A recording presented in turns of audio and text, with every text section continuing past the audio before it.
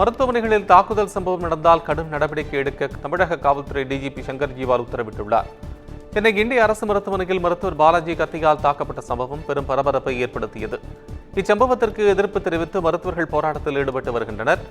இந்நிலையில் தமிழகத்தில் உள்ள அனைத்து மருத்துவமனைகளிலும் பாதுகாப்பு தொடர்பான ஆய்வு மேற்கொள்ளப்பட்டுள்ளது என்றும் அனைத்து அரசு மருத்துவமனைகளிலும் போலீஸ் போடப்பட்டுள்ளதாகவும் டிஜிபி சங்கர் ஜிவால் தெரிவித்துள்ளார். மேலும் இரவு நேரத்தில் பாதுகாப்பை அதிகரிக்கவும் கூடுதல் ரோந்து வாகனங்களை பயன்படுத்தி வரவும் அனைத்து மருத்துவமனைகளையும் கண்காணிக்கும் உத்தரவு பிறப்பிக்கப்பட்டுள்ளதாகவும் அவர் தெரிவித்துள்ளார்.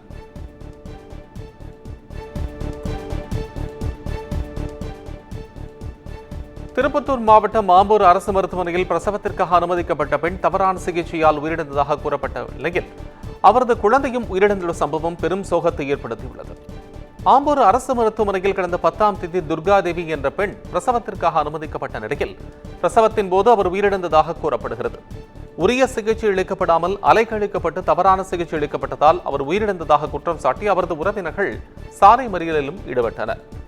இதனிடையே அவருக்கு பிறந்த பெண் குழந்தை தருமபுரி அரசு மருத்துவமனையில் கடந்த 2 நாட்களாக தீவிர சிகிச்சை பிரிவில் கண்காணிக்கப்பட்டு வந்த நிலையில் குழந்தையும் சிகிச்சை பலனின்றி உயிரிழந்திருப்பது பெரும் சோகத்தை ஏற்படுத்தியுள்ளது.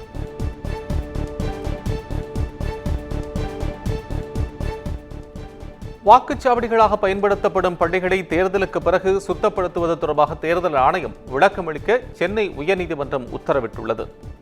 தேர்தல்களின் போது வாக்காளர்களுக்கு தெரிவிக்க வேண்டிய அறிவிப்புகள் வாக்குச்சாவடிகளாக பயன்படுத்தப்படும் பள்ளி கல்லூரிகளின் சுவர்களில் ஒட்டப்படுகின்றன.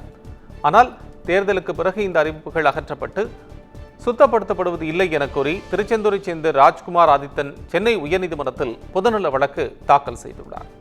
இதுகுறித்து நடைபெற்ற வழக்கு விசாரணையில் வாக்குச்சாவடிகளாக பயன்படுத்தப்படும் பள்ளிகளை சுத்தம் செய்து கொடுப்பதற்கு வழிகாட்டு நெறிமுறைகள் ஏதும் உள்ளதா என்பது குறித்து டிசம்பர் 12ஆம் தேதி தெரிவிக்கும்படி மாநில தேர்தல் ஆணையத்திற்கு நீதிபதிகள் உத்தரவிட்டு விசாரணையை தள்ளி வைத்தனர்.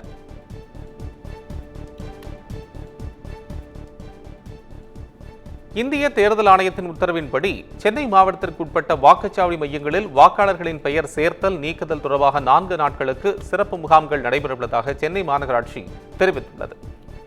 இது தொடர்பாக வெளியிடப்பட்டுள்ள செய்திக்குறிப்பில் வரைவு வாக்காளர் பட்டியல் சென்னை மாநகராட்சி மண்டல அலுவலகங்கள் 4, 5, 6, 8, 9, 10 மற்றும் 13 அது மட்டுமின்றி அனைத்து வாக்குச்சாவடி மையங்களிலும் பொதுமக்களின் பார்வைக்கு வைக்கப்பட்டுள்ளதாக கூறப்பட்டுள்ளது.